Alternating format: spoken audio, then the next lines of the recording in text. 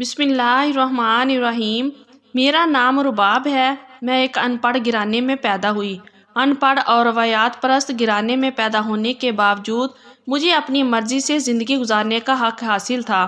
والد صاحب کو بہت دکھ تھا کہ وہ پڑھ لکھ نہ سکے، تب بھی انہوں نے ٹھان لی تھی کہ مجھے تعلیم کے زیور سے وہ محروم نہ کریں گے۔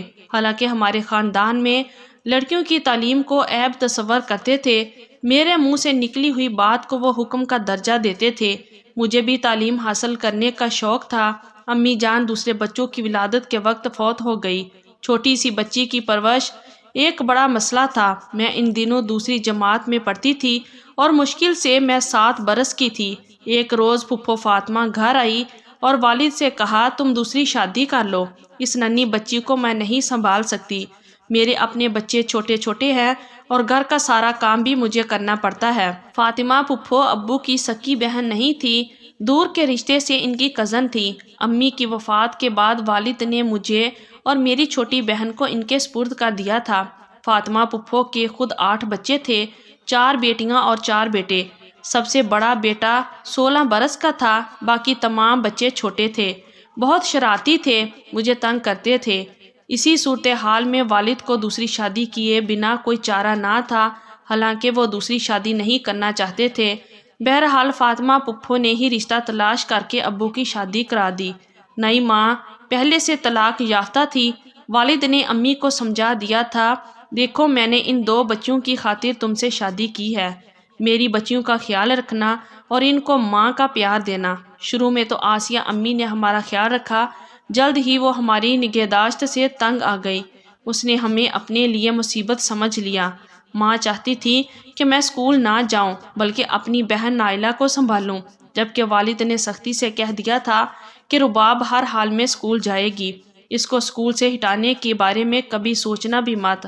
آسیہ کی فطرت میں ضد اور خود سری تھی، لہٰذا وہ ہماری پرورش کی ذمہ داریاں اٹھانے سے سمجھوتا نہ کر سکی۔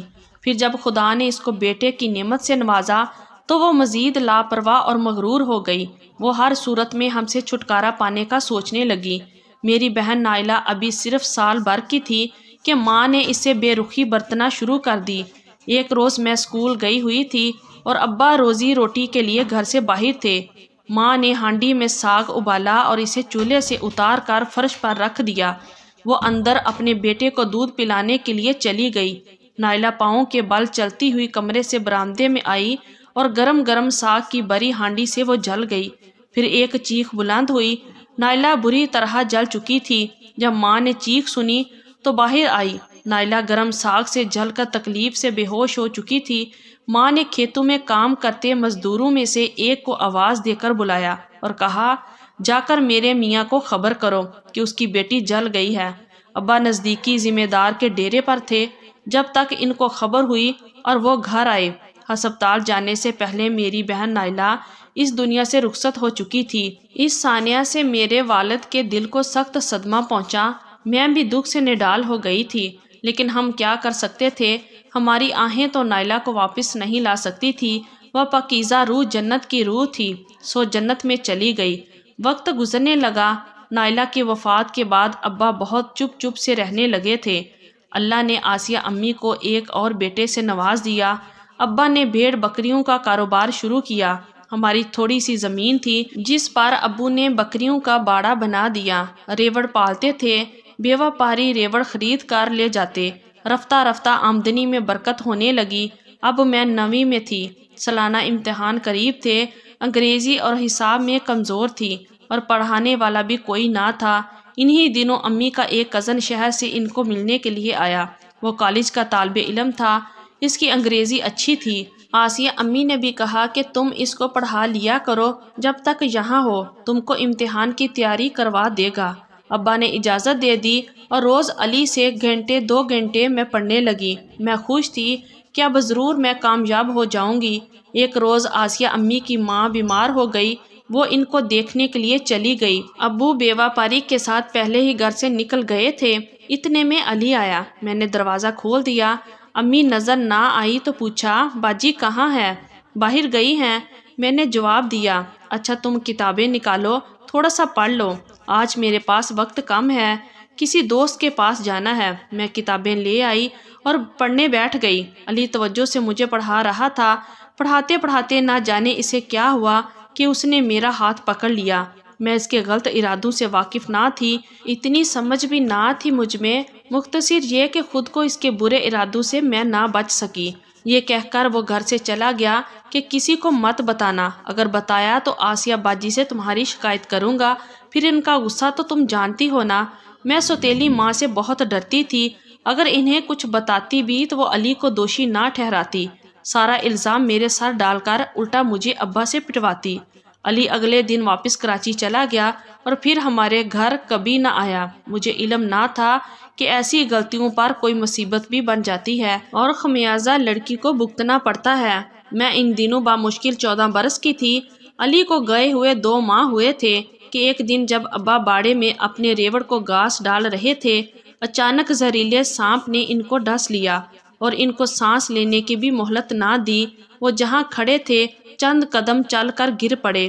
ان پر غنودگی طاری ہو گئی۔ کسی کو علم نہ تھا کہ ان کے ساتھ کیا ہوا ہے۔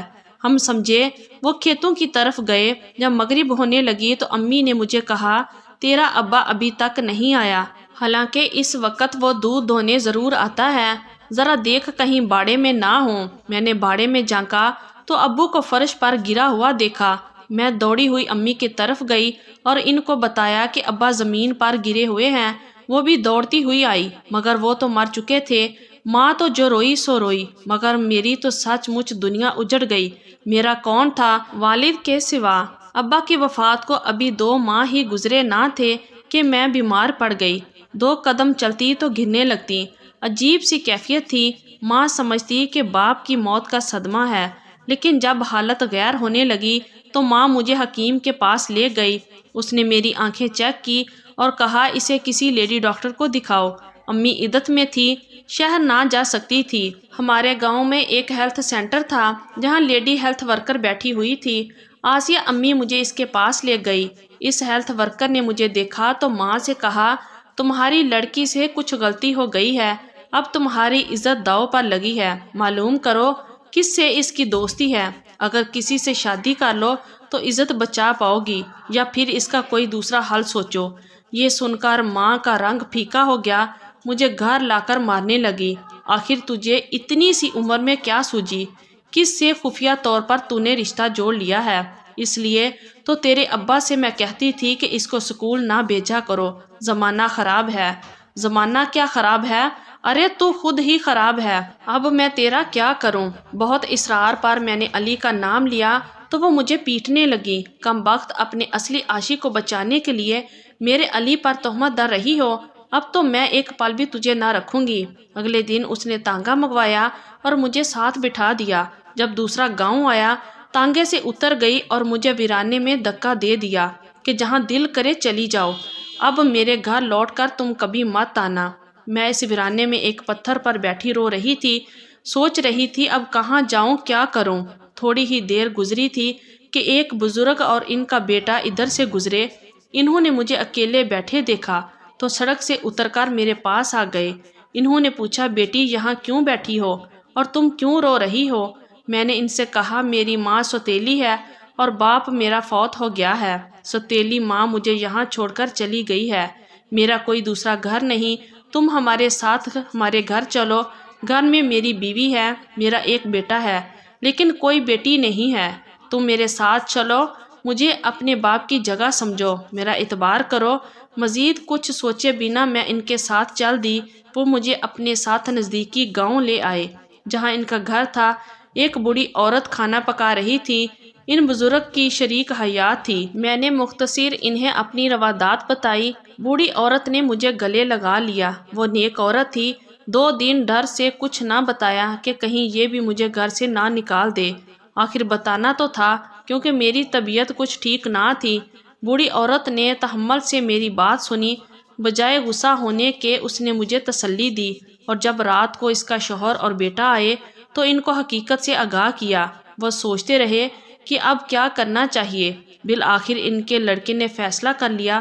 اس نے اپنے والدین سے کہا، ماں یہ مشکل سے 14 برس کی ہے، یہ چھوٹی اور نہ سمجھ ہے، لیکن آپ تو سمجھدار ہیں، ایسے حالات میں اس کو گھر سے نکالنا بہت بڑا گناہ ہوگا۔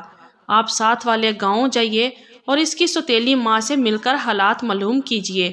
اگر یہ لڑکی سچ کہہ رہی ہے تو اس کا مجھ سے نکاح کر دیں، اس سے بڑی نیکی اور کیا ہوگی۔ اگلے دن وہ نیک لوگ ہمارے گاؤں گئے، آسیہ امی سے ملے۔ گاؤں میں تو سب ہی ایک دوسرے کو جانتے ہیں، میری سوتیلی ماں کو ڈھونڈنے میں ان کو کوئی مشکل نہ پیش آئی۔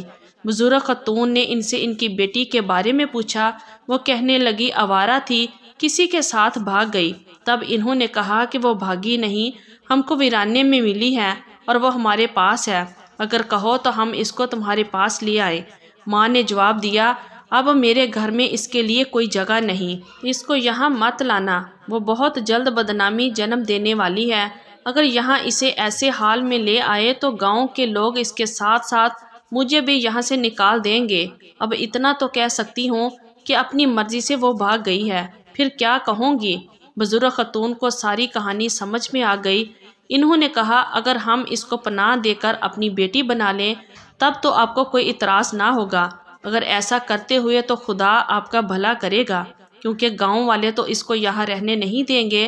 میرے محسن بزرگ اور ان کی بیوی گھر آئے اور انہوں نے مجھے بیٹی کہہ کر گلے لگایا، کہنے لگے، ہم اپنے رب کی خوشنودی کے لیے تم کو اپناتے ہیں اور اپنے بیٹے سے تمہارا نکاح پڑھوانا چاہتے ہیں، یہ صرف اس لیے کہ تیرے ساتھ ظلم ہوا ہے، اور ظلم کرنے والا ہماری پکڑ میں نہیں آ سکتا، مگر انشاءاللہ وہ خدا کی پکڑ میں کسی نہ کسی دن ضرور آئے گا۔ ہم کو تو صرف تمہیں بدنامی اور رسوائی سے بچانا ہے۔ انہوں نے میری کوکھ میں پرورش پانے والے بن باپ کے بچے کو قتل کرنے سے یہی بہتر جانا کہ اس کو اس دنیا میں آ جانے دیں، اور اس کو باپ کا نام ان کے نیک بیٹے نے دیا۔ انہوں نے گاؤں میں مشہور کر دیا کہ دوسرے گاؤں سے بیاہ کر لائے ہیں۔ جلدی میں نکاح اس لیے ہوا کہ میرے باپ کا حال ہی میں سانپ کے ڈسنے سے انتقال ہوا ہے اور ماں سخت بیمار تھی، لہٰذا ہم نے اس کی خواہش پر فوری اپنے بیٹے کا نکاح اس سے کر دیا۔ بد نصیب بچی پیدائش کے بعد اللہ کو پیاری ہو گئی۔ خدا کی طرف سے اس کی زندگی اتنی سی تھی، بچی کی وفات کے 6 ماہ بعد وہ مجھے اپنے عزیزوں کے گھر لاہور لے کر آ گئے۔ چند لوگوں کی موجودگی میں مجھے دلہن بنایا اور باقاعدہ اپنی بیٹی کی منکوحہ بنا کر واپس گاؤں لے آئے۔ اس دن سے آج دن تک میں اس گھر میں ہوں۔ یہ گھر میری پناہ گاہ ہی نہیں، میری جنت بھی ہے۔ ساس سسر وفات پا چکے ہیں، مگر ان کے فرشتہ سیرت بیٹے نے آج تک میری مرضی کا مجھے تانا نہ دیا اور نہ ہی کبھی ذکر کیا۔ یہ بات سچ ہے کہ اس دنیا میں جہاں علی جیسے لوگ ہیں وہاں احمد جیسے فرشتے صفت مرد بھی ہیں۔ آج احمد کے 3 بچوں کی ماں ہوں اور پرسکون زندگی گزار رہی ہوں۔ اب بھی جب مجھے علی کا خیال آتا ہے تو اسے بد دعا دینے کو دل کرتا ہے کہ خدا کرے اسے کبھی خوشیوں کا منہ دیکھنا نصیب نہ ہو۔ آج بھی سوتیلی ہوں کہ سوتیلی ماں سوتیلی ہی ہوتی ہے۔ تو دوستو، کسی کی زندگی پہ بیتی یہ سچی کہانی آپ کو کیسی لگی کمنٹ باکس میں ضرور بتائیے گا۔ تو یہ تھی ہماری آج کی سٹوری۔ اگر آپ لوگوں کو اچھی لگی ہے تو پلیز ویڈیو کو لائک کیجیے اور ہمارے چینل کو بھی سبسکرائب کیجیے۔